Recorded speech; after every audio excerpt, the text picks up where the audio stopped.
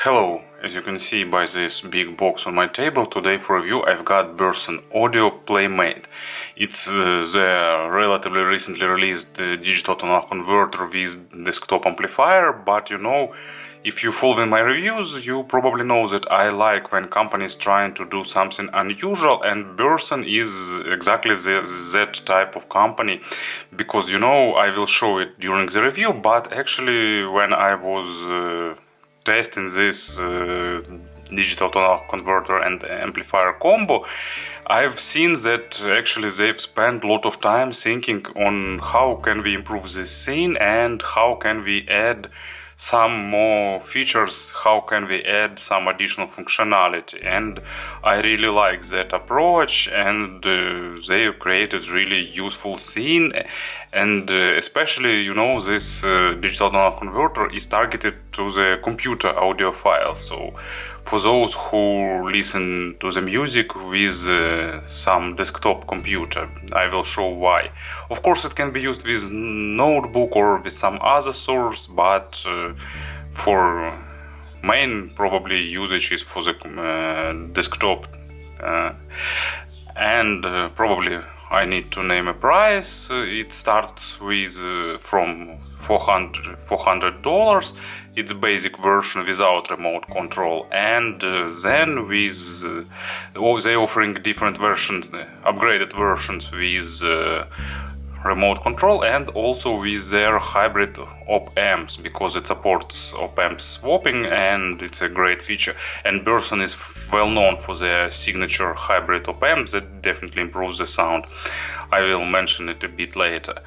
Here inside used the ESS 9038 Q2M as digital tonal converter, and I've got basic version with 5234 op amps, and it's a pretty powerful device because it's implemented in class A and it's capable of outputting 2 watts for 32 ohms load.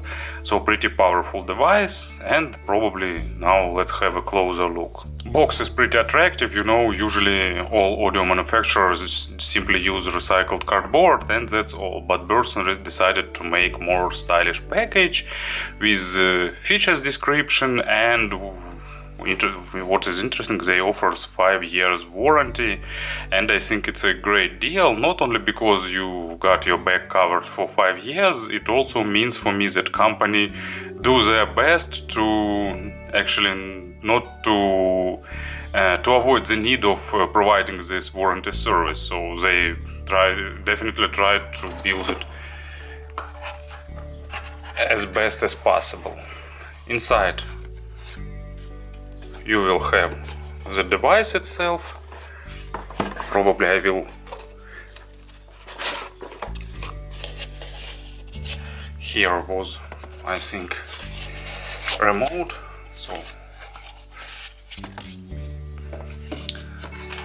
I will take it out. Here is power supply unit.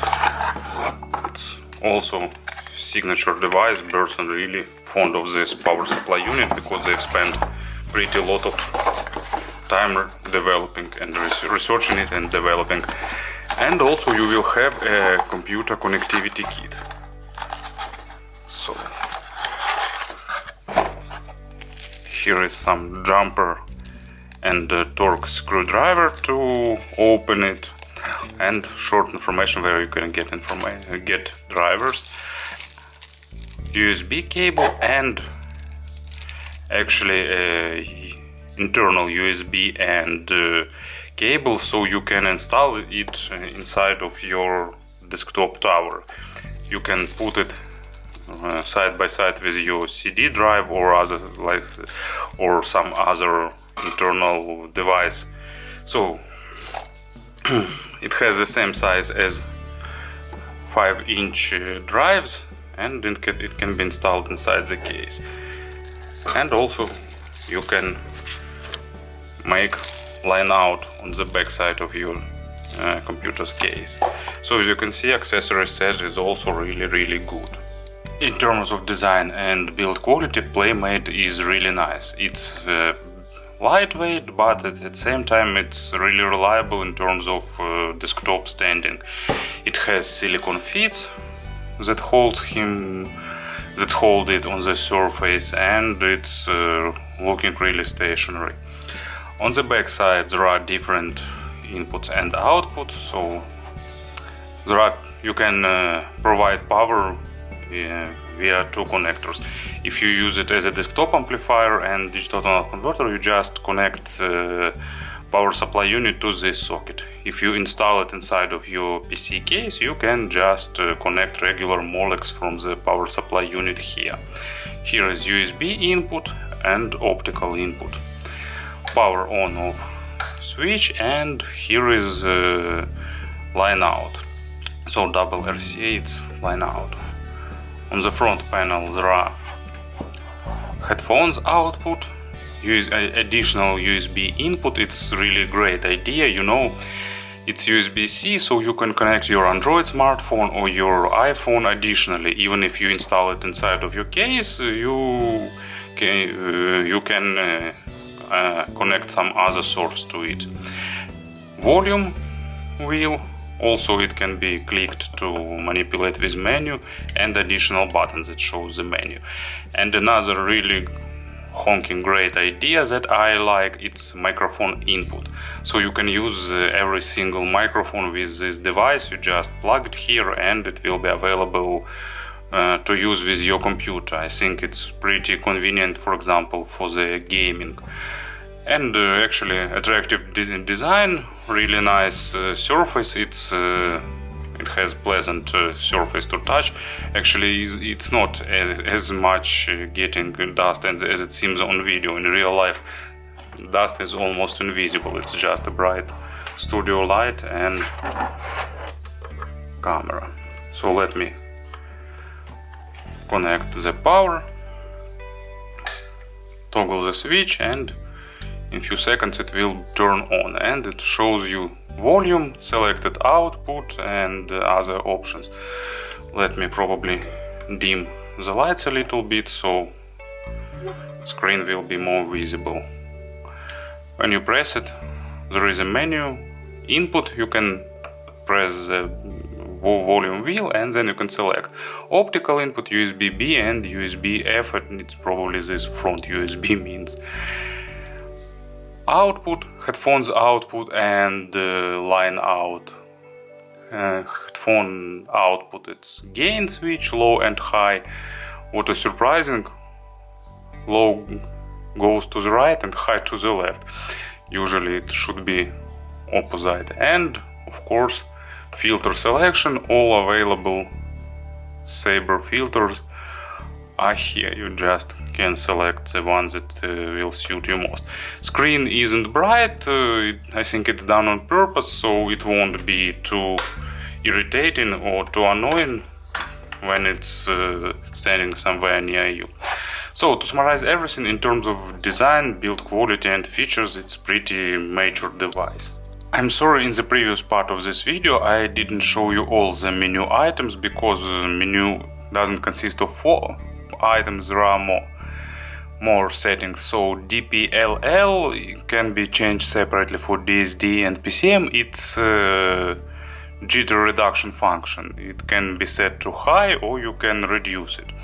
Actually I didn't find any impact, so I prefer to keep it high. And emphasis, it's more important feature. Actually it's treble reduction. When it's turned on, it reduces treble about from 10 kHz and up, and reduction is from 5 decibels to 8. So if you're treble sensitive, you will probably like this feature. And also here is reset settings. If you need it, you can reset the settings. And now let's move back to the sound. Let me put lights back. I will turn it off. Actually I won't try to pretend that I'm listening to it right now, but I think some headphones should be put on the table, and let's organize it this way. It will be iBasso SR1. really nice pairing actually.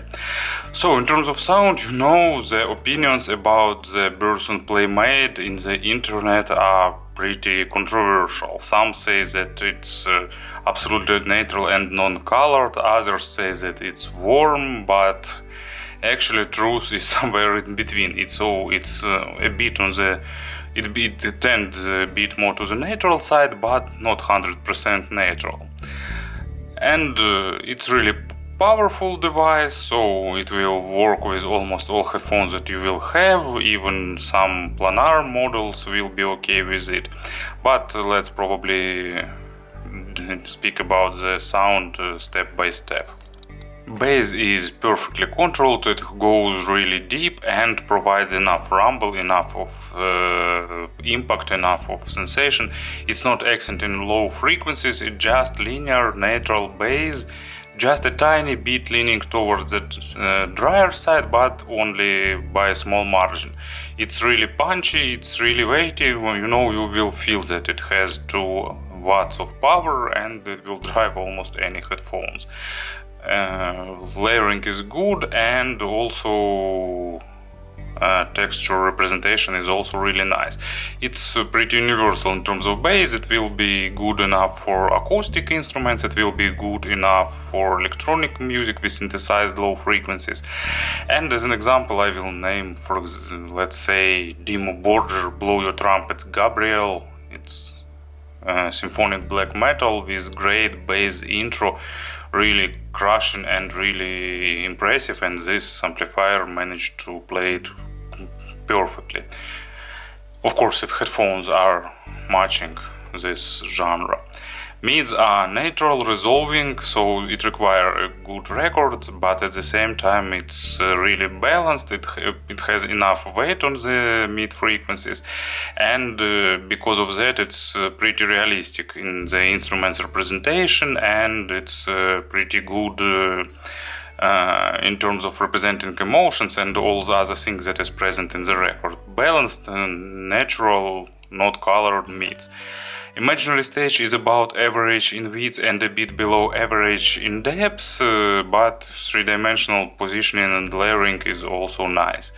And treble, it has good extension, it has good resolution, but attacks and decays are a bit shorter than they should be, so sometimes treble sound not sounding 100% natural, but I think it's okay for this price range, and moreover it can be easily fixed via the op-amp swapping. I think it's because of operational amplifier that is used here.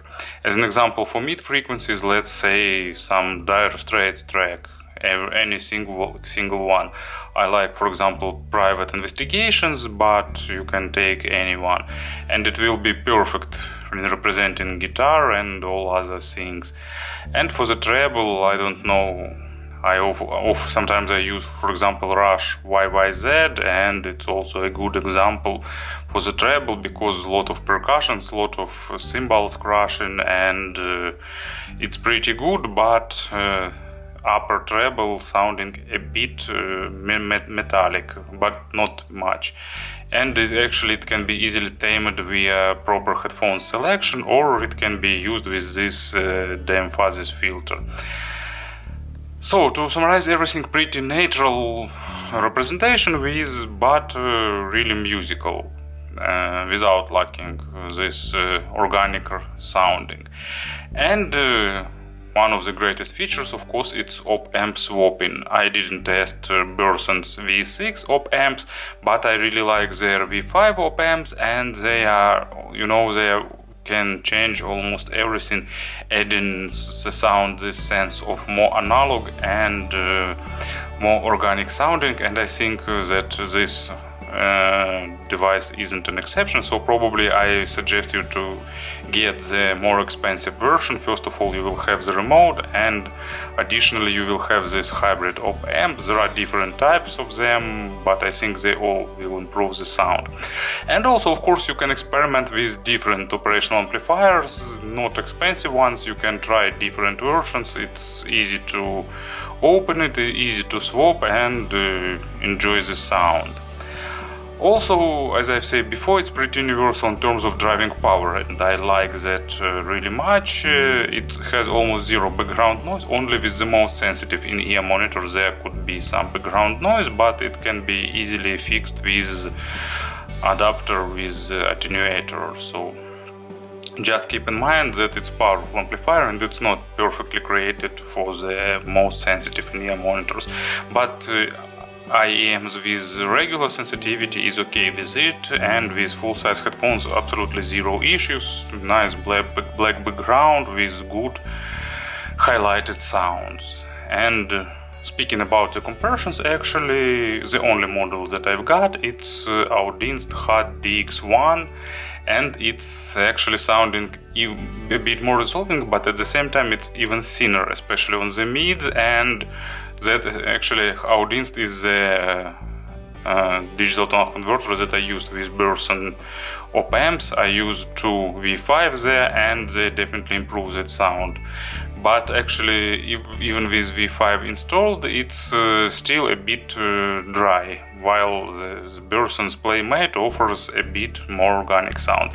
But I think with swappable op amps you can tweak sound even more, and if current sound will start to be too familiar for you, you just can swap op amps and you will have new different sound. So to summarize everything, this review appears pretty big. It's a good device, especially if you want to integrate it inside of your computer case or even without it. It's pretty universal, and I really like that Burson spent a lot of time adding all that features like menu for control, front USB and microphone in. I really like that. Thank you for attention.